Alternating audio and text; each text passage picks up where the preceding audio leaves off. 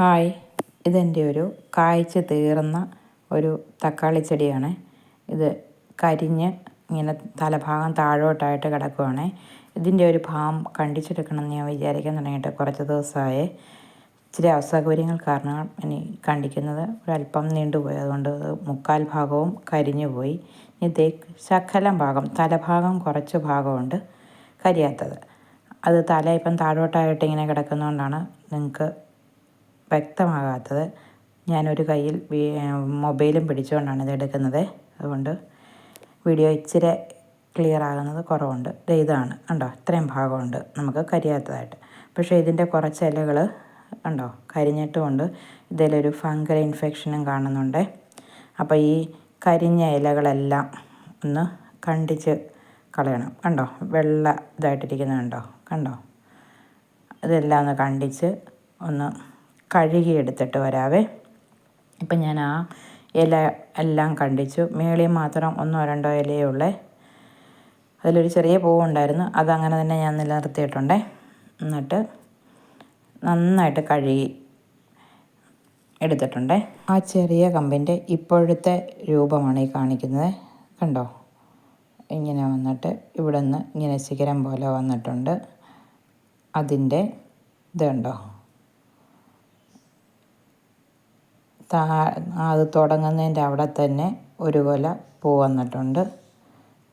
കണ്ടോ, ഇതിനി ഇങ്ങനെ മേലോട്ട് വരുമ്പോൾ ഇവിടെ നിന്നും കണ്ടോ അടുത്ത പൂവ് കണ്ടോ. വീണ്ടും മേളിലോട്ട് വരുമ്പം പിന്നെയും ഒരെണ്ണം കണ്ടോ. ഒരു കമ്പേ തന്നെ ഒരു 5-6 സെറ്റ് പൂ വന്നിട്ടുണ്ട്.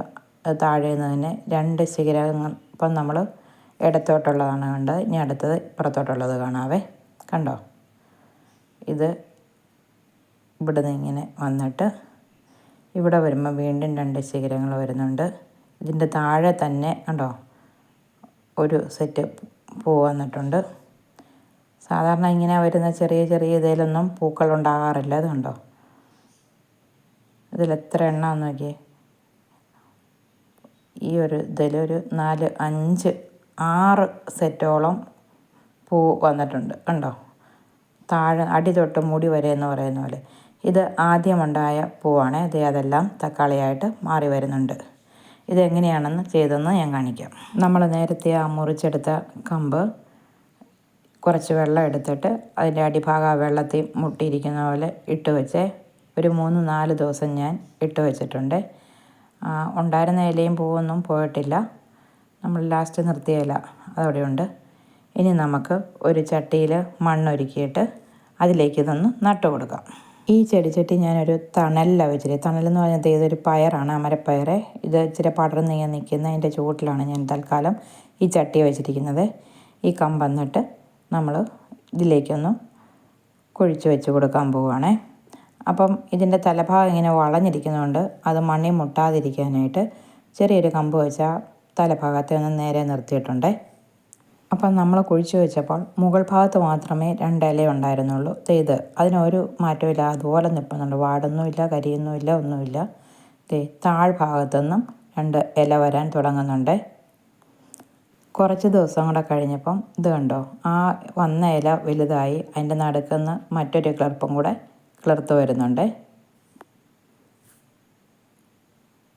ആ കിളിർപ്പ് ഇത്രയും വലുതായിട്ടുണ്ട്. വലുതായെന്ന് പറഞ്ഞാൽ വീഡിയോ കാണുമ്പോൾ ഒത്തിരി ഇതായിട്ട് തോന്നി. ഞാൻ കാണിക്കുന്നത് കണ്ടോ, എൻ്റെ കൈയുടെ മുട്ട് വരെ വളർന്നിട്ടുണ്ട്. നമ്മൾ ആദ്യം കുഴിച്ച് വെച്ചത് ഇത്രയേ ഉള്ളൂ. ആകപ്പാടെ ഒരു അതിൻ്റെ താഴെ ഒരു ഇല വന്നതും അതിൻ്റെ നടുക്കുന്നൊരു കിളിർപ്പ് വരുന്നതും നമ്മൾ കണ്ടു. ആ കിളിർപ്പ് കണ്ടോ, ഇച്ചിരി വലുതായപ്പോഴേ അതിൽ പൂ വന്നിട്ടുണ്ട്.